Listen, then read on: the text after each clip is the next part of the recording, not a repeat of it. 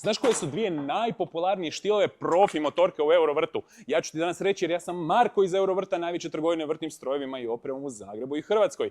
Znači, radi se o motorci legendarnoj MS261, a druga je ova tu ljepotica MS462. A zašto su ovo najpopularniji modeli? Pa zato što pravi profesionalac ne gleda samo sirovu snagu, već i omjer snage i težine. A tu su i 261 i 462 vrhunski odabiri. 261 je pravi odabir za prorjedu i za manje trupce, dok je 462 za apsolutno sve promjere koje možete zamisliti. 261 ima 50 kubika 3 kW i samo 4,9 kg, znači neće vas ubijati u cijelodnevnom radu.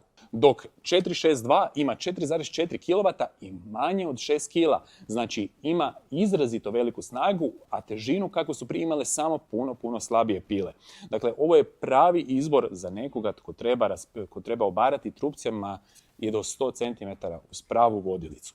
Dakle, ako trebaš profi pilu, dođi u Eurovrt. Ako trebaš poluprofi, dođi u Eurovrt. Ako trebaš hobi, dođi u Eurovrt. Pa ne moram više ni nabrajati, samo dođi u Eurovrt. Jer imamo najveći izbor motornih pila u Zagrebu i Hrvatskoj. Imamo i web shop Eurovrt.hr.